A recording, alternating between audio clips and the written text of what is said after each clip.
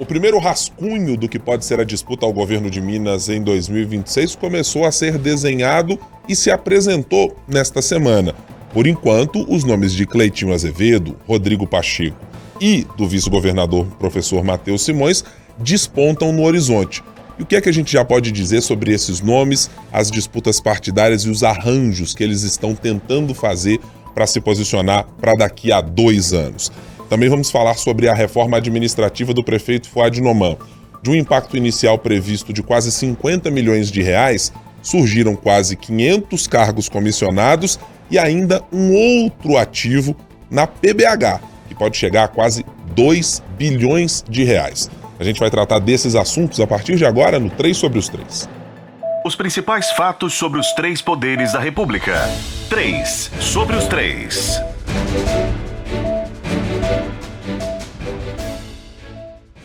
Olá, tudo bem? Seja muito bem-vindo e bem-vinda a mais uma semana do seu podcast semanal, que trata, sempre com um trio de comentaristas de O Tempo, de assuntos relacionados ao Poder Executivo, o Legislativo, o Judiciário. Se você já nos segue e nos acompanha, ótimo, a gente só quer que você continue assim, sempre às quintas-feiras, neste encontro conosco. Quando chegar o anoitecer, já pode procurar no seu tocador de podcasts, no seu tocador de música, de áudio preferido, ou então no canal de O Tempo, youtube.com/O Tempo. Nesta semana a gente vai tratar de alguns assuntos, eu vou trazer, claro, aqui os convidados e participantes da semana. Thalita Marinho, nossa coordenadora aqui da FM O Tempo e minha companheira de bancada no Tempo News primeira edição. Como vai você? Tudo bem? Mais ou menos. Você prometeu que quando tivesse bancada pão de queijo, teria pão de queijo aqui, doce de leite e café. Você não cumpriu. Veja, Péssimo anfitrião. É que eu não deixei exatamente explicado quando isso aconteceria. Você falou da próxima vez, e essa é a próxima vez. Estava no contrato, na letra miúda? Tá. Eu vou analisar com a junta jurídica deste podcast e a gente vai analisar se há pertinência ou não para aceitarmos essa reclamação. Eu ia te dar um bom dia, mas já estou excluindo esta conversa. Vamos ver. Tá ali tua oposição. Eu vou pensar se eu sou o centro, se eu vou ser oposição. Deixa eu ver também se vai merecer bom dia, né? Oi, Letícia Fontes, como vai você? Tudo bem? Tudo bem, eu sou negociável. Ah, perfeitamente bem. Agora sim chegamos a um patamar minimamente adequado. Eu podia te dar um nome agora, mas a gente ia correr grandes riscos, então é melhor... Não. Todo mundo aqui faz parte de um centro democrático dentro deste podcast. Por falar em coisas democráticas, o que está se tornando a disputa democrática bastante aberta é a corrida pelo governo de Minas em 2026. A gente nessa semana, primeiro para demarcar aqui para os nossos ouvintes, eu e Thalita Marinho recebemos aqui no Tempo News primeira edição alguns deputados estaduais, teve candidato eleito, prefeito de cidade da região metropolitana de Belo Horizonte, teve outros que participam dos processos de política, teve prefeito, e a gente acabou ouvindo aqui e acolá um desenho que emergiu dessa conversa, de muita gente já dizendo, olha, meu candidato para 2026 no governo de Minas é esse, o meu candidato também é esse, e assim sucessivamente. Ouvimos primeiro da deputada Lohana França, do PV, que o candidato do PV e dela, que está num momento no partido de muita rusga com o PT, é Rodrigo Pacheco para 2026, senador pelo PSD. Bom, dias depois ouvimos o prefeito de Divinópolis, Cleitinho Azevedo, e disse, meu irmão, o senador Cleitinho, não é só candidato, vai ganhar as eleições em 2026, ele que está atualmente filiado no Republicanos. E também já discutimos há algum tempo, depois do governador Romeu Zema ter dito, olha, o meu nome em 2026 será Matheus Simões, porque eu vou deixar o governo um pouco antes do prazo previsto para que ele toque um projeto de tentar a sua eleição diretamente como um cabeça de chapa. Thalita, esse primeiro desenho, esse primeiro rascunho que está colocado para a eleição de 2026, te parece um desenho que, quando a gente olhar lá para o futuro, ele está se desenhando como um desenho assim definitivo? Esse trio de nomes que se apresenta agora parece ser o cenário mais ajustado, pensando em direita, esquerda, que não pode ser um centro a disputar o Palácio Tiradentes, o Palácio da Liberdade? Guilherme, com base nas informações extraoficiais dadas para essas pessoas que você citou e mais algumas, né? Inclusive tivemos presidente de partido presente aqui. Isso. Aquelas conversas de bastidores, pode ser que sim. quando a gente olha para uma direita, a gente pensa no senador Cleitinho, mas, de fato, a gente percebe o Cleitinho transitando mais por um centro. Então, sim, eu acho que a gente hoje tem esse cenário um tanto quanto desenhado, mesmo sabendo que tem muita água para rolar ainda debaixo dessa ponte.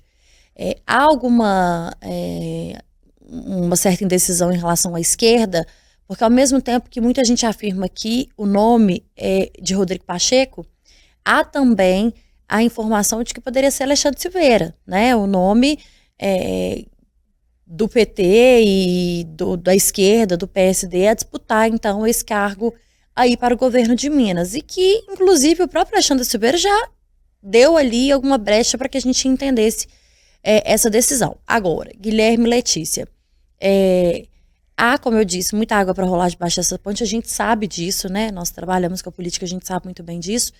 Mas, inclusive, as movimentações políticas de partido, elas vão nos trazer isso. O irmão do senador Cleitinho, o prefeito Gleidson de Divinópolis, lembrando que o clã Azevedo tem o senador Cleitinho, que está no Republicanos, e os dois irmãos, o deputado Eduardo e o prefeito Gleidson, que estão no Partido Novo. Em março do ano passado, Letícia, inclusive, foi quem ligou para o Cleitinho e falou: é verdade, Cleitinho, né, Letícia? Naquela época, o Partido Novo, e nós soltamos, e a imprensa, de uma forma geral, deu confirmada a ida de Cleitinho para o Partido Novo. Ele chegou a confirmar que ele iria, e não foi. Cobrado aqui ao vivo... Vai fazer aniversário, eu acho. Vai fazer aniversário. Cobrado aqui ao vivo sobre a ida ou não do Cleitinho, pelo irmão dele, pelo Gleidson, o presidente do Partido Novo respondeu pra gente que a porta está aberta, falta o Cleitinho entrar. Mas o que acontece? O vice-governador também é do Partido Novo. E aí, como ficaria um partido nessa disputa? A gente pressionou e a gente brincou, né? A nossa repórter Maria Clara Lacerda brincou e falou: e aí, presidente? Perguntou pro Christopher Laguna, presidente do Novo Estadual, perguntou pra ele: como que fica o partido? Aí ele falou: aí é um partido que tem 2 candidatos e bons candidatos. Saiu bem, inclusive, porque estava no meio de um tanto de jornalista ali. Mas, de fato, há essa indecisão. Agora, gente, é sabido por todo mundo que o Cleitinho tem muito mais viabilidade hoje. Se a eleição fosse hoje, se tivesse na mão de um partido decidir, eu não tenho dúvida de que o partido poderia decidir pelo Cleitinho. E não é porque o governador não tem, governador em exercício, vice-governador não tem uma musculatura política para tal. Mas ele, em alguns momentos, falta talvez o conhecimento mesmo, né? Então, talvez o Partido Novo, se o senador Cleitinho pular mesmo ali, vai ter que ter uma decisão e tomar uma decisão difícil. Ou talvez essa decisão esteja tomada e só a gente que não sabe disso, né? Acho que, inclusive, essa é uma possibilidade com a qual a gente deve trabalhar cada vez mais, porque a relação de Cleitinho com o Partido Novo não é necessariamente ruim, esse não é o problema. Mas é que com os republicanos ele já ganhou um espaço e é preciso lembrar, há um fator chamado fundo partidário que ajuda muito nessas horas. Ter um senador, ter um representante dentro do Congresso faz com que muitas vezes os presidentes dos partidos lutem com afinco. Vamos dar um exemplo nosso, o senador Carlos Viana, que tem dificuldades partidárias de fazer alguma articulação para se manter numa legenda pensando em projetos de longo prazo, mas é só apontar ou sinalizar a possibilidade de sair de um partido que já tem outro querendo chamar. Dizer, não, vem cá, senador, desce aqui porque temos aqui conversas para fazer. Todo mundo quer filiar. O próprio Novo fez isso com o senador Eduardo Girão, né? Que não era um quadro do Partido Novo, não era nem sequer especulado, mas quando decidiu deixar a legenda em que estava anteriormente, o Partido Novo já foi, opa, peraí, eu me elegi senador, mas vamos trazer um senador pro lado. E nem sempre é pela representatividade, mesmo pelo nome daquele político. Nós sabemos o tanto quanto o que falta hoje no Carlos Viana, né? O desempenho político dele nos últimos anos e nas últimas discussões, a gente já sabe que é mínimo, mas ainda assim ocupa um cargo de senador. Então não é o Carlos Viana em si, mas é o cargo que ocupa. Certamente. Letícia, quero colher a sua impressão. Esse rascunho que está colocado neste exato momento. A gente está, claro, com uma distância grande das eleições, tem muita coisa para acontecer, mas do ponto de vista do espaçamento ideológico de cada um, lhe parece que Rodrigo Pacheco, senador Cleitinho Azevedo e professor Matheus Simões soam como uma possibilidade muito concreta de ser esse o desenho que a gente vai ver daqui a 2 anos?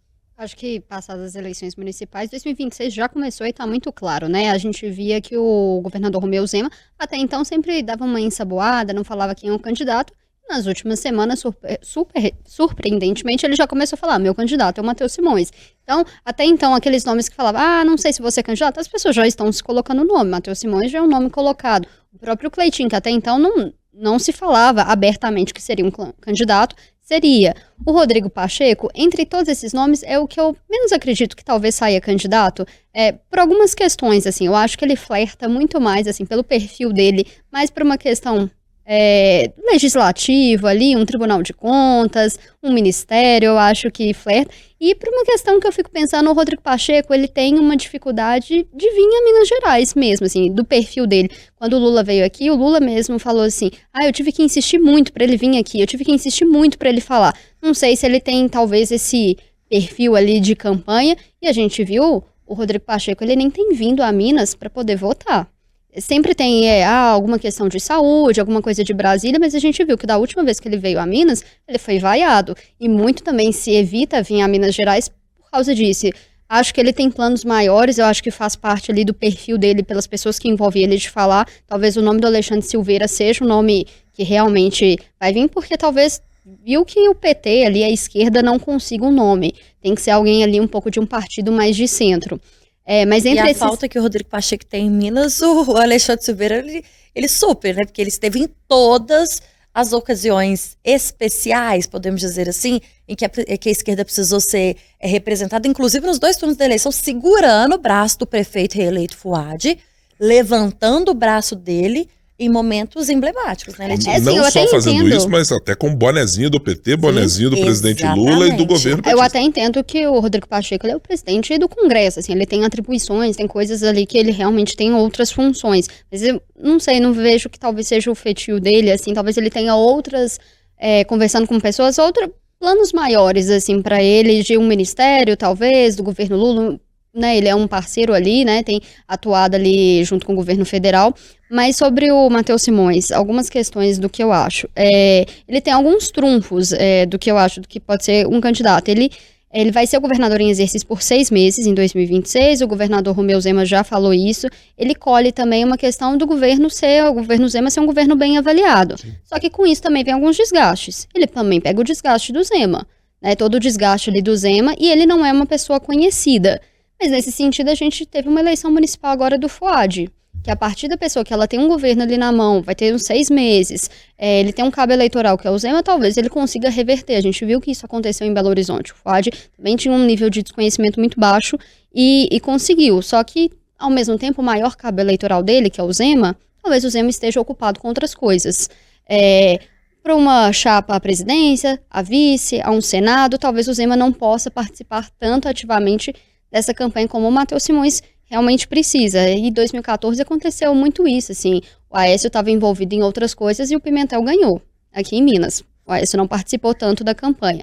Ao mesmo tempo, o Cleitinho, eu vejo o Cleitinho como um outsider, que hoje, se for falar, eu acho que é o nome que tem maiores chances de ganhar. Porque o Cleitinho, ele não é, eu não vejo ele é um nome da direita, só que eu vejo ele mais com opiniões populares. Uhum. Ele está mais próximo, tanto que, dentre todos esses nomes da direita, da escala 6x1, ele já se posicionou claramente. Não, a gente tem que tramitar, a gente tem que discutir essa PEC. Então, nos temas ali populares, ele sempre está.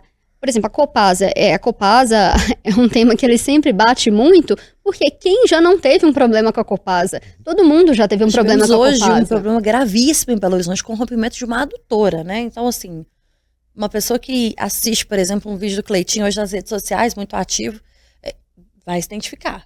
Eu acho que ele tem essa identificação muito grande, muito mais do que talvez a ideologia. Ele tem ali mais conservador, mas se a gente parar para poder pensar, a população no geral principalmente mineira, se mostra mais conservadora. Então, é essas questões. Só que ele não fica ali só na questão da ideologia. Eu acho que ele vai para a prática, algumas questões. Essa questão da Copasa é uma questão ali que tá vendo que os trabalhadores, já tá tendo uma movimentação ali da população da PEC 6x1, ele vai lá, se posiciona, ele fala. Ele Críticas a privilégios de categoria, Sim, né? ele faz fala uma espécie também. de autocrítica, dizendo, olha, eu estou senador, mas eu não sou parte disso. Ele se coloca como alguém fora do status quo, fora do mainstream da política, dizendo, olha, eu estou aqui, mas eu sou um representante de vocês, do povo que estão na outra prateleira da conversa. Eu acho que a grande E abre dificuldade... mão, inclusive, de muitos privilégios, né? Desde que foi eleito pela primeira vez, o Cleitinho sempre fala isso. E é uma questão que ele sempre... vira e mexe, ele fala sobre essas... Acho que vai ser uma dificuldade muito grande para os adversários desconstruir mesmo o Cleitinho. Vai ser um trabalho que eles vão ter, assim. Que o Cleitinho é uma pessoa bastante popular. Eu acho que ele consegue pegar espectros que não é só ali a direita conservadora mesmo. Ele é mais abrangente que isso. Talvez vai ser difícil ali. Matheus Simões tem o desafio ali do desconhecimento. Ele pode... A gente viu uma eleição municipal, né? Que isso aconteceu. Ele vai ter a máquina ali na mão. Ele tem um cabo eleitoral. Mas ele também pega a rejeição. Acho que o embate até então se desenha ali, mas a gente também tem esquerda. Não acho que talvez o Rodrigo Pacheco seja o candidato.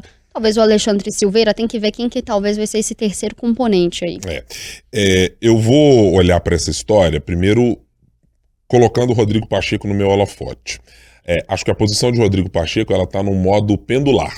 De um lado está o desejo de Rodrigo Pacheco e do PSD dele ser candidato. Do outro lado está o PT. E eu não quero dizer que eles são antagônicos nesse caso, não.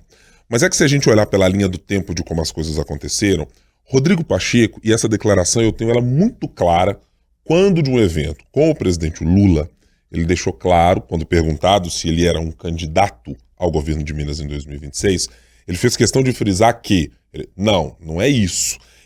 O presidente Lula disse que gostaria de me ver candidato ao governo de Minas. Desta declaração para cá, as coisas se modificaram muito. Rodrigo Pacheco passou a dizer nos bastidores que se mantém à distância dessa discussão, mas atuou muito para resolver um problema que poderia cair no próprio colo dele, que é a dívida de Minas Gerais. E me parece que isso, nesse pêndulo que eu coloquei, com o Congresso Nacional não trabalhando da maneira que se esperava para essa solução, Rodrigo Pacheco usa ela como uma espécie de bússola. Se essa decisão sobre o Propag, sobre as contas de Minas, estiver muito bem solucionada em 2026, a ponto de, hipoteticamente, ele ser eleito e dizer, olha, eu peguei um estado que eu mesmo, enquanto senador, pude ajudar. Ou seja, ele poderia ter uma marca, né? Eu resolvi um problema de Minas antes mesmo de sentar na cadeira. Acho que se isso tiver desenhado, aumenta a probabilidade de que ele aceite, seja um convite do PT, seja um empurrão do PT para esta obrigação nos acordos nacionais, seja ele se convença de que é uma alternativa boa disputar o governo do Estado. Então eu acho que o PT, cada vez mais, está andando com essa história, tentando trazer Rodrigo Pacheco e dizer assim, e o próprio tem vários nomes do PT que já está falando que é o Rodrigo Pacheco. A Gleide, já falou vários nomes, estão falando, a gente prefere o Rodrigo Pacheco, ele é o candidato. Aí fala da Marília, né? E são nomes que têm peso dentro do partido, a gente sabe disso. Claro. E há um alinhamento muito evidente neste momento. E eles já entendem que talvez o candidato não possa ser do PT mesmo. Exato. O principal nome, o cabeça de chapa, tem que vir ser o Rodrigo Pacheco, ser de um outro partido. Esse é o ponto que eu ia dizer, Letícia. Me parece haver uma clareza, ainda que em algum momento sabemos que a militância do PT e os quadros do partido poderão se manifestar contrariamente a isso. Bom, há um alinhamento com as expectativas e necessidades do governo Lula, que é abraçar os seus aliados para evitar que o antipetismo seja mais uma vez um problema eleitoral para o PT. Então me parece que... E tem planos presidenciais também, né? Que é uma eleição que também possível. Acontece. Precisa de ter um nome aqui também. Totalmente. Precisa não fustigar o PSD a, digamos, bandear para outro lado. É fazer o que o PSD quer e gostará. Não quer ter candidato? Não tem problema. Quer ter candidato? Também não tem problema. Nós aqui estamos abertos a isso. Eu acho que o presidente Lula está olhando claramente dessa maneira. Então me parece que esse desenho com o Rodrigo Pacheco vai depender muito das circunstâncias financeiras do Estado. E um outro fator, eu acho que é preciso considerar o quanto ele vai olhar para quem potencialmente é o seu adversário. Será uma concertação, eventualmente, entre Cleitinho Azevedo e Matheus Simões? aí é uma conversa. Vai ser uma conversa isolada entre Cleitinho é uma coisa, Matheus Simões é outra coisa? Por quê? Porque a gente ouviu do secretário de governo, Gustavo Valadares, numa entrevista, está publicada lá no nosso portal, tempo.com.br, dizer: a gente gostaria de ter uma união da centro-direita. E vocês vão se lembrar, Letícia, Thalita e quem está nos acompanhando, que um dos fatores que levou à discussão e à participação do governador Romeu Zema, de Luísa Barreto, na chapa com Mauro Tramonte em Belo Horizonte, era a possibilidade, isso dito nos bastidores, de que houvesse ali um primeiro movimento de colocar Partido Novo e Republicanos, partido de Matheus Simões e partido de Cleitinho Azevedo, em alguma possibilidade de estarem juntos de maneira mais perene, né? Posso estar completamente errado, mas eu acho que essa jogada foi pensando muito mais em 2026 do que talvez numa vitória agora. Eu tenho certeza absoluta que sim, Letícia, de que a conversa os planos estava muito ali mais do alinhada, Novo de ser o governador Matheus Simões. e talvez entrar numa chapa que parecia pule de 10, né? Parecia que, dada a distância, a avaliação que se tinha sobre a campanha de Mauro Tramonte feita pelas pesquisas,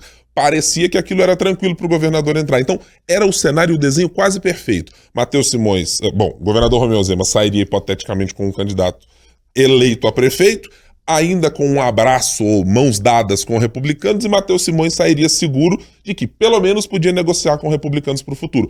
Essa semana me deixou muito claro de que isso vai ter que ser uma construção muito mais difícil do que era imaginado. Então, por isso, eu estou colocando essa... Será que tinha letrinha pequena lá com asterisco assim?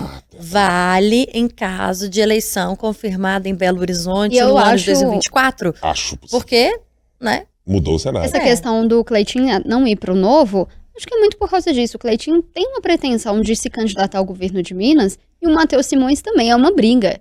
E assim, a gente já sabe até essa última eleição, Matheus Simões fez toda uma articulação, ele conseguiu seu vice. Sim. Então acho que dificilmente, talvez ali, vão conseguir chegar num acordo. E acho que pode até ser que encontrem um alinhamento do ponto de vista de discurso, apesar etc. de que eu acredito que, não sei, tudo é viabilidade eleitoral. Talvez se o Matheus Simões vê que não tem condição, talvez saia para um cargo de Senado, não sei. Eu acho que Acho que tudo é ainda muito cedo, tem que esperar ainda. Ô Letícia, ou eu não descarto que uma chapa pura possa acontecer, porque olha só, a gente precisa olhar para o Partido Novo com o real tamanho que o Partido Novo tem.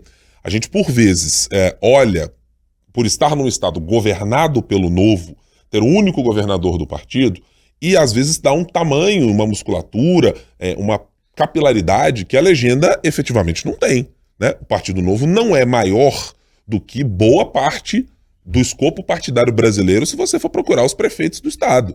Tem 2 prefeitos muito bem avaliados, o de Divinópolis e de Patos de Minas. Sim, mas Guilherme... não quer dizer que isso é exatamente um partido que pode chegar em todas as regiões do estado dizendo: aqui tem gente para fazer campanha, tem espaço, tem musculatura. Então talvez pode-se chegar a uma conclusão de que, assim como o Partido Novo já há muito tempo tenta fazer uma espécie de aliança circunstancial, em outras vezes programáticas, a depender de quem são os interlocutores ouvidos, com o PL, ele pode chegar à conclusão de que um projeto para sustentar o Partido Novo, mantê-lo dentro do governo, seria mais exitoso tendo, olha, eu quero um candidato que seja forte para disputar o governo de Minas, a ponto de, assim, a esquerda ou o centro ficarem preocupados. E eu acho que faria sentido eleitoral ou tático, a depender de como chegarmos à frente, de que pudesse acontecer uma espécie de composição com Matheus Simões toparia ser um vice novamente para que Cleitinho Azevedo fosse um cabeça de chapa.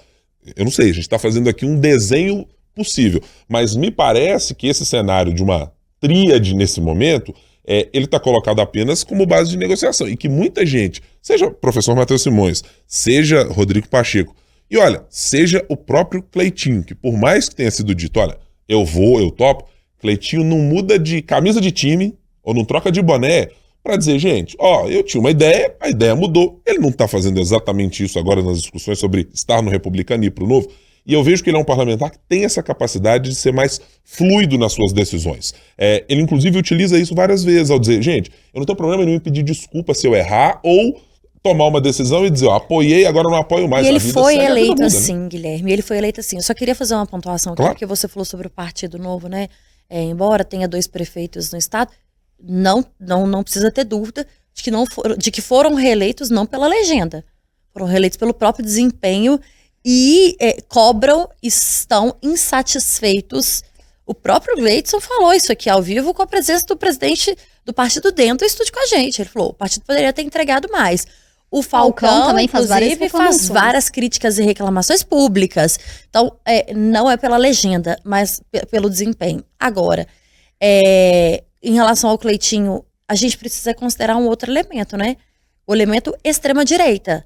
E aí a gente tem presença de Jair Bolsonaro, de Nicolas Ferreira, porque o Cleitinho está muito mais no grupo, por mais que se coloque ao centro, e de fato, sim, quando ele fala e trata de pautas populares, quando ele tem uma postura diferente dessas pessoas que eu citei, de falar, olha, eu posso estar aqui ao lado do presidente Lula ou do ex-presidente Jair Bolsonaro, posso pedir desculpas se for preciso, discuto pautas que vêm da esquerda ou da direita, mas o grupo político dele, e isso fica cada vez mais claro, é o grupo que representa a extrema-direita. O Cleitinho esteve nas carreatas ao lado de Bruno Engler, com a mão de Jair Bolsonaro e Nicolas Ferreira unidas, com as mãos unidas. Então, tem esse elemento também. Talvez esse seja o desafio também dele, de talvez se desvincular um pouco, né? A gente viu que talvez o Bruno Engler não conseguiu fazer isso muito aqui na eleição de BH. Talvez ele tenha esse desafio, assim, de não estar tão colado a esses nomes. Sim. Talvez a crítica, os adversários vão usar justamente isso pra contra ele. Letícia, eu acho que pode ser um desafio, inclusive, talvez pensando, é uma possível composição. Será que essa cúpula bolsonarista aceitaria, por exemplo, Matheus Simões, uma composição? Porque a relação entre Bolsonaro e Zema não é uma relação tão boa quanto a gente já viu em alguns momentos. Há um desejo muito maior do governador de ter uma relação boa com Jair Bolsonaro do que necessariamente de Jair Bolsonaro e do seu grupo corresponderem a essa relação com o governador Romeu Zema. Eu acho esse fator também muito importante, Thalita, e acho que a gente precisa olhar para a eleição de 2026, neste caso que nós estamos analisando, pensando que ela é uma eleição diferente de você discutir coisas para prefeito ou para um deputado. O parlamentar que se identifica com um grupo político num estado, e a gente sempre lembra isso a cada eleição, como Minas Gerais, que ele tem diversos bolsões diferentes de identificação partidária e de votação, a gente sempre utiliza aquela máxima, né, de Minas ser uma espécie de retrato do país. Tem a região que vota muito alinhada com o agro, mais a centro-direita ou à direita. Tem o sul, que tem uma região, uma perspectiva que é um pouco mais dividida. Aí você vai para o norte ou para o nordeste, para o Vale do Jequitinhonha, tem uma relação que transita mais entre o centro e a centro-esquerda ou a esquerda. Você vai lá para a ponta, para o pontal do triângulo, é uma outra conversa. Então você tem uma necessidade de que um candidato a governo de Minas, ele amplie o seu escopo de eleitorado, ele converse com eleitores mais diversos. Eu acho que o Cleitinho Azevedo já demonstrou esta capacidade com a eleição que conseguiu para senador, passando por outros candidatos, numa eleição que havia o governador Romeu Zema de um lado e havia o presidente Lula do outro, apadrinhando 2 indicados. E ele atropelou todo mundo, passando como uma carreta no meio do caminho. Então, acho que ele tem um pouco dessa capacidade, mas é um teste importante que pode chegar a ser feito em 2026, o quanto o Cleitinho terá a capacidade de chegar no eleitorado do norte de Minas, do sul de Minas, da região central, do Triângulo Mineiro, do Vale do Jequitinhonha, e vai precisar moldar um pouco desse discurso, né? E não dá para descartar uma outra questão. Por mais que o governo de Minas esteja em dificuldades gigantescas para honrar seus compromissos, com problemas com servidores, porque toda a discussão de reajuste é sempre muito difícil, é sempre doloroso para o governo ter de lidar com questão de segurança pública, e isso vai continuar enquanto não houver uma remuneração que seja considerada adequada por este grupo de eleitorado. É uma máquina do Estado, gente. Ter a máquina do Estado na mão tem um peso, e eu acho que esse é um trunfo importante que Matheus Simões terá a seu dispor em 2026. Então, acho muito importante a gente sempre ter isso em mente, porque, a eleição de Fuad, que foi mencionada pela Letícia, acho que é muito simbólica. A eleição de Ricardo Nunes em São Paulo está na mesma categoria. De Eduardo Paes no Rio de Janeiro também está um pouco nisso, tirando o fato de que ele é mais carismático do que os demais. Mas que máquina pública continua importando e sendo muito relevante. E quem está sentado nessa cadeira não está, a ver navios. Ele tem uma capacidade de ajudar e tem uma capacidade de elevar candidatos, por vezes desconhecidos ou menos competitivos, pelo menos a um bom patamar de competitividade. Então, acho que é um desenho interessante. Deixa eu só fazer uma ponderação aqui. Que tem um candidato, um pré-candidato, que a gente menciona muito pouco, mas ele está aí tem mais 2 anos dizendo que é pré-candidato. É o ex-vice-governador de Minas Gerais, Clésio Andrade. Se você procurar aí nas redes sociais, você o verá. Ele já foi vice-governador de Minas Gerais junto com Aécio Neves no seu primeiro mandato, depois foi parar no governo, é muito conhecido porque era o presidente da Confederação Nacional do Transporte durante muitos anos. Ele está lá se colocando como candidato. Tem muitas pessoas que falam numa volta do Aécio também, né? Que já tem a movimentação tem ali também. Essa... Tem esse grupo que não pode ser desconsiderado também. Fala de forma alguma, né? Fala desse recall do PSDB, de que assim, não, uma coisa é o PSDB hoje, que está lá lutando e se engalfinhando para conseguir manter as suas prefeituras. Outra é muita gente apostar, olha, um recall a Aécio Neves, amigo, é uma outra conversa. Então, assim, tem alguns nomes que estão aí. Só a gente considerar as eleições para deputado, de fato. O Aécio, ele sempre tem acima de 100 mil votos e sempre com esse recall. Mas vem caindo, né? Vem caindo. Será que esse recall dá conta de chegar até 2026 muito bem? Será que era seguro tentar um governo de Minas e talvez se ver sem mandato? Então, assim, ainda tem muitos outros episódios pra gente tratar aqui com nomes que estão circundando essa conversa sobre 2026. A gente tem uma listinha. Tem muita gente ainda pra aparecer. Outro ponto que eu queria deixar em consideração, que eu acho interessante, assim, como que o PT também vai perdendo força, né? Já tá colocando, vê que talvez o partido não consegue colocar um nome. Talvez seja por causa da gestão do Pimentel, que atrapalhou qualquer plano, assim, futuro do partido para uma eleição no governo do estado? Eu acho que sim, Letícia. Do ponto de vista geracional, é muito difícil um eleitor que tenha passado pelo governo Pimentel, seja servidor do estado... as críticas sempre vão ao seu governo Pimentel. Exatamente. Bom, até eu tô curioso porque tem muito tempo que a gente não vê a expressão PT-fóbico de Romeu Zema ou o governo PT Pimentel, né? Que no primeiro mandato... Ele não esquece o Pimentel. No primeiro mandato era quase um mantra, né? Oi, bom dia, o PT Pimentel aqui. O governador sempre usou isso, muito essa figura de antagonismo para mostrar a diferença do que era o governo dele do Partido Novo. Mas isso desapareceu um pouquinho do mapa, até porque as dificuldades com os servidores estão se avizinhando, assim, tem muita coisa que está começando a ficar muito parecida do ponto de vista da rixa, como né? que uma gestão talvez atrapalhou os planos do partido, né? A única do partido, manchou, né, Letícia e Guilherme, assim, depois da passagem de Pimentel, o partido só caiu.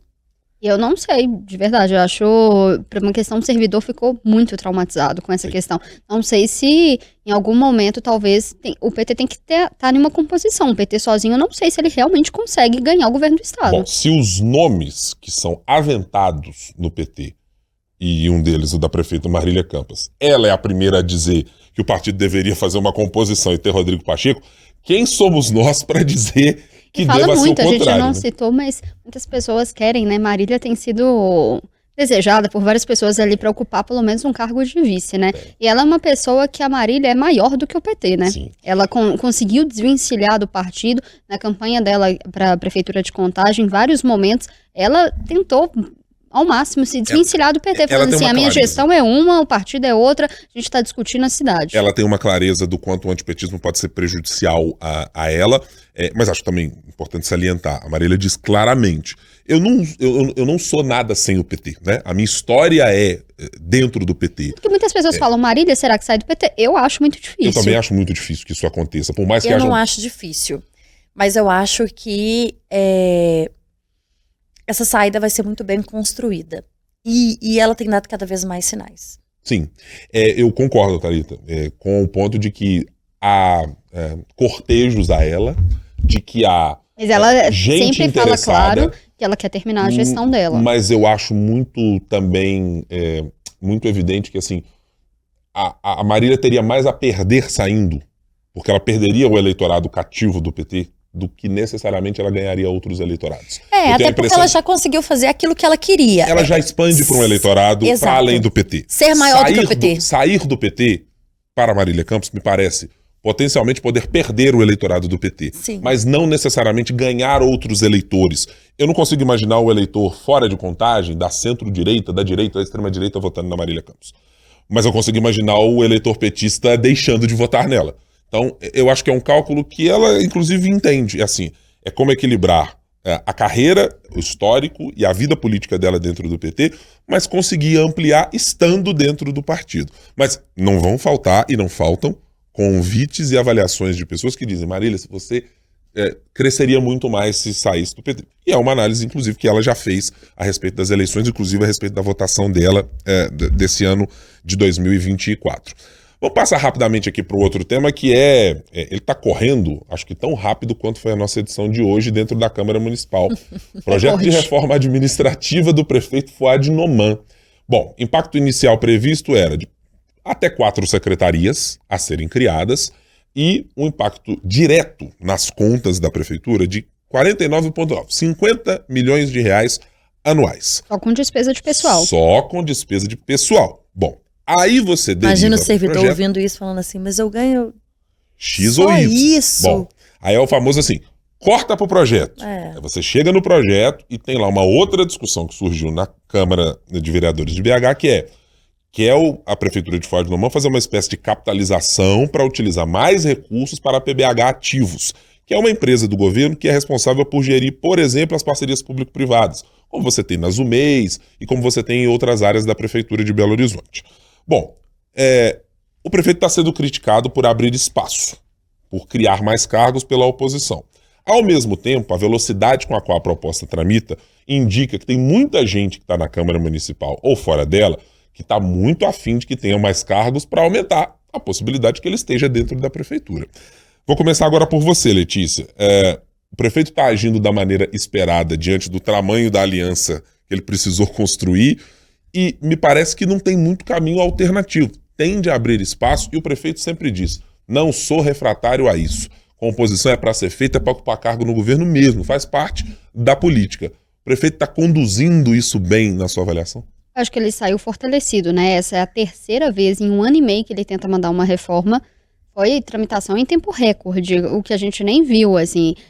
Antes não saía nem das comissões, uma chegou a votar em primeiro turno. Tem gente já falando assim, mas será que a votação em segundo turno vai ser difícil? Pelo que eu vejo, o humor ali também de todo mundo mudou. A gente está em um clima diferente. A gente está falando assim em tempos de eleição de mesa diretora, a gente está falando de um novo governo, uma nova composição da prefeitura, então a base do prefeito se mostrou coesa, e até quem não é base também se mostrou ali talvez favorável a esse projeto. Eu acho que essa reforma faz com que ele possa ampliar a base que ele já tem, para poder negociar ali a base. Ele fala que ele não vai interferir ali na eleição da mesa, mas também serve ali como uma moeda de troca para outros cargos ali na mesa diretora, em cargos em presidência, em comissões também.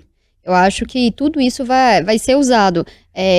Para mim, basta agora perceber o PT. Como que o PT vai ganhar uma secretaria? Então o PT vai de vez para a base do Fouad? E como que vai ser isso? Vai ser oposição ou não? O Juliano Lopes vai ser o único candidato? A família Aro vai ser base? Vai voltar para a prefeitura? E uma outra questão que eu fiquei curiosa, a gente vê que o Novo, até então, estava apoiando também o Juliano Lopes ali junto com a família Aro. O Marcelo Aro tem influência ali no Novo? Como que vai ser essa questão? Vai conseguir diminuir talvez a oposição do Novo ao prefeito Fouad? Ou talvez não? Acho que essa reforma... Ou de um ou outro vereador que tope ser menos vogal contra o prefeito? Eu acho esse um ponto curioso mesmo, porque o modo de funcionamento de operação, assim, do que a gente convencionou de chamar da família Aro, tem a ver com se mover em bloco. Quando passa a ter fissura, quando não é todo mundo que responde da mesma maneira, isso cria uma dificuldade de você colocar na mesa e dizer, olha, prefeito, eu tenho 21 parlamentares aqui que te apoiam ou podem ser contrários ao senhor.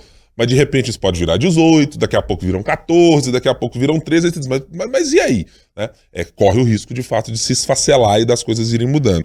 Thalita, lhe parece que o prefeito está conduzindo da maneira adequada, esperada ou, acima de tudo, adequada para os próprios interesses e necessidades que o prefeito tem de fazer uma coalizão maior do que fez no primeiro mandato?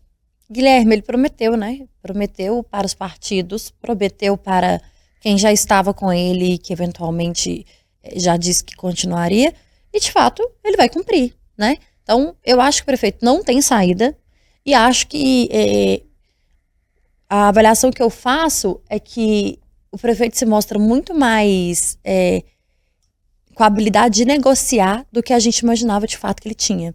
Até porque mostrou muito pouco dessa habilidade durante os 2 anos, né? Terminando agora esse segundo ano aí, de primeiro mandato. Mas eu acho que acho que o prefeito levanta a voz e fala, é quase que um Alexandre Calil, aqui tem prefeito, sabe? E mostra que de fato o Fouad está aqui. Mas eu acho que tem uma composição diferente, porque ele não conseguiu, porque a gente tinha um presidente da Câmara que era pré-candidato à prefeitura, que ia ser o É adversário dele, que talvez isso resume muito, né, Letícia? E do outro lado, temos, e é isso que talvez hoje fique mais nebuloso, assim, né, nessa relação. Nós temos a família Aro, gente, e que comanda a política do Estado. Tem gente que não precisa ser eleita para comandar. Nós sabemos da força que o secretário da Casa Civil, Marcelo Aro, tem. Isso incide no Partido Novo? Ao que tudo indica, sim, né? Sabemos que há, sim, um bom trânsito ali dentro. Mas a discussão hoje de Belo Horizonte, não só da reforma administrativa, mas da presidência da Câmara, sempre a gente vai esbarrar em 2 nomes, do próprio prefeito Fuad e de Marcelo Aro. Eu tô nessa relação, olhando para o prefeito, acho que da maneira coerente com o que o prefeito sempre disse. O prefeito Fuad Noman deixou claro, não é um problema. E eu repito, todas as vezes que trato desse assunto, eu não sou daqueles que vai dizer que o prefeito está errado em fazer composição com centro, direita, esquerda ou quem quer que seja. Eu sei que tem eleitor que acha, é um absurdo, o cara de direita compõe com o de esquerda. Gente, isso é democracia. Faz parte do jogo e cada um escolhe o quanto acha que tem uma política pública adequada na direita ou na esquerda, no centro, quer ter ao seu lado. Isso é um problema de quem está lá governando. E quanto mais composições fizer, em tese, é melhor para ele, porque ele está abarcando mais ideias da sociedade e mais eleitores em potencial, mais cidadãos em potencial. Então, eu não vejo isso como um problema. Só que a depender do grupo político, isso tem um custo muito caro para você conseguir equilibrar todas essas ideias. Quer dizer, uma política pública pensada pelo campo de esquerda ou progressista, se alinha com a mesma política pública dentro de uma outra secretaria, no caso da direita ou da extrema-direita ou de um parlamentar de centro? Às vezes não. Às vezes você pode ter um choque de ter o prefeito todos os dias tendo que reúne com o secretário, reúne com o outro, reúne com aquele para discutir coisas que podiam ser um pouco mais fluidas dentro da administração. Mas eu acho que o primeiro erro apenas do prefeito foi ter deixado essa discussão primeiro sair de dentro da Câmara para dentro da prefeitura. Acho que era evidente que, pelo perfil do grupo que estava ali nessa discussão, o grupo de Marcelo Aro, era preciso que da hora 1, do minuto 2 em que ele tivesse sido reeleito, como aconteceu, essa discussão se transformasse na pauta principal do prefeito Fuad. Uma vez que isso não aconteceu, acho que ele tem agido de uma maneira a tentar corrigir essa dificuldade. Então não está se colocando como refratário a qualquer posição ou candidato que esteja por lá. Ele sabe o quanto é difícil ter alguém, como teve na figura de Gabriel Azevedo, uma porta fechada ao diálogo, né? Ou que mesmo quando a porta estava aberta, ele não tinha confiança de ir até essa porta conversar e saber o que ia acontecer. Então, me parece muito evidente que agora ele está adotando uma postura mais comedida e mais aberta. E, gente, eu repito, a palavra que eu estou usando é coerente. O prefeito Fuad Noman é um prefeito que é fluido nisso.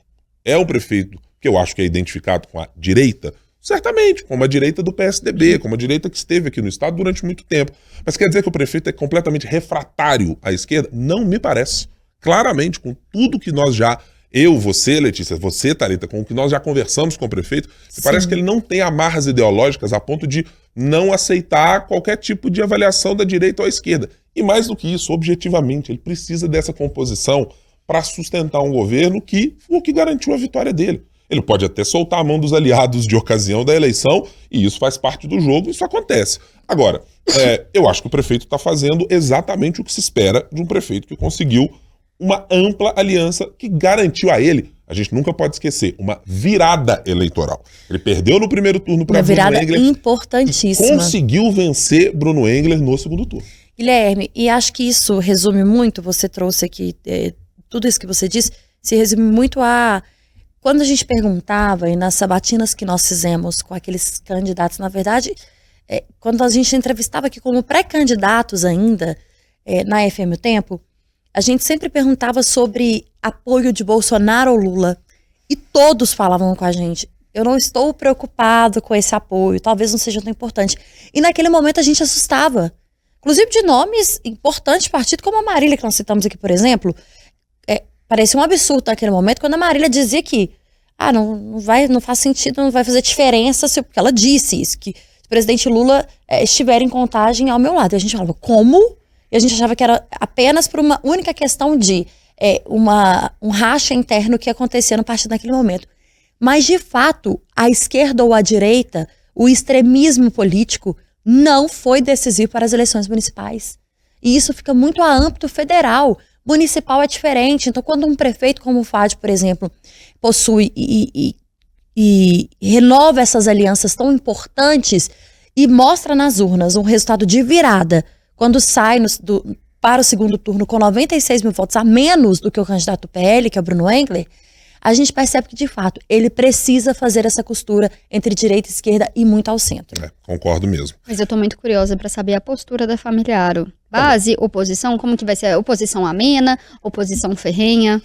Porque Letícia, tendo uma presidência, você tem metade poderes. Oposição ou nem sempre oposição? Oposição mais ou menos. Minha impressão é que é mais ou menos como você ir ao sacolão. Você vai num dia, o preço da banana é uma coisa. Passou um dia, a banana está um pouquinho mais Negociações a cada projeto, Negociações a cada projeto. Já se comporta assim há muito tempo. Exatamente. E não surpreenderia se continuasse desse jeito. Gente, foi oposição, virou base, saiu de base para ser oposição. Se precisar voltar a ser base, volta a ser base. Comandou secretarias importantíssimas do Castelar. Essa, eu acho que é a grande característica. É uma característica de centrão, que a família Aro tem, muitas vezes tendo posicionamentos ideológicos mais à direita, do próprio secretário da Casa Civil, Marcelo Aro. Então vamos ficando por aqui, meninas, porque estamos no nosso adiantado da hora, e eu prometo que na próxima vez, eu não vou fazer nenhuma promessa, evidentemente, porque se eu não puder cumprir, vão me cobrar aqui. Então muito obrigado, Thalita, por você estar aqui conosco mais uma vez no nosso 3 sobre os 3. Obrigada, viu, Guilherme, pelo convite. Pode contar sempre comigo. Letícia, muito obrigado. Vai ter nem a aposta da semana? Não vai ter aposta da semana, não. Se eu apostar, depois vocês vão vir aqui me cobrar que nem estão cobrando pão de queijo. Uai, isso é uma democracia. É uma democracia. Eu tô muito... Eu tava aqui olhando Letícia, meu celular. Ele não trouxe pão de queijo, mas ele pode pagar o almoço agora porque a gente tá morrendo de fome. Eu tô dizendo, gente, esse podcast tem que acabar rápido, tá vendo? A gente não pode fazer mais, porque a gente começa a ser cobrado por outras coisas. Eu tô morrendo de fome, aliás. Mas aqui, a Letícia lembrou bem. Não vamos deixar sem fazer as nossas apostas. Não, é porque eu tô aqui olhando meu celular, curiosa, pensando, vamos ver se eu recebi. Você recebeu uma informação aqui, de um momento que tá acontecendo. Então vamos lá, Letícia. Mas me mandaram uma mensagem assim, não consegui entender muito bem. Mas é porque é minha aposta, porque a gente tá gravando esse podcast aqui na quinta. Matheus Simões está na Assembleia agora, nesse momento, enquanto a gente grava, mandando um projeto muito importante. Aí eu tô perguntando pro repórter, Gabriel Ferreira Borges, que tá lá na Assembleia, eu falei, que projeto muito importante é esse? Ele só me respondeu, CEMIG e Copasa. Será que temos um projeto aí de privatização de CEMIG e Copasa? Opa. Acho que é uma coisa que vai Nossa, isso muda muito o cenário. Eu vou roubar sua aposta em toda semana. Então eu acho que nós seremos unânimes nessa história. Aqui, eu tô afim, seremos unânimes nessa história. Eu tô nisso aí. Tem que prestar atenção o que é que o vice-governador foi fazer com projetos envolvendo CEMIG e Copasa. Olha, lembremos, 2026 aí, gente. Tem Propag na conversa, sendo discutido sobre a dívida de Minas no Congresso, mas tem um desejo histórico do Partido Novo sobre o que fazer, de privatizar ou de conceder essas duas empresas do governo do Estado. Bem curioso pra gente ver. Então a nossa aposta é unânime, né? É unânime. Vamos todos então podemos almoçar, Guilherme. O que faz Matheus Simões? Então pra você não precisar correr, tá? Pra você não precisar sair adiantado da hora, faz o seguinte, ouve com calma o podcast. Todas as semanas ele tá aqui sempre às quintas-feiras. E assim, a única promessa que eu te peço, continue nos ouvindo. Sempre às quintas. Se inscreva no canal de O Tempo, se inscreva no tocador de podcast, no seu tocador de música e sempre esteja conosco aqui. Eu não posso prometer pão de queijo nem nada, porque depois eu sou cobrado, mas eu prometo que nós estaremos aqui, acho que na próxima semana, tá? Obrigado pela sua companhia. Tchau, tchau.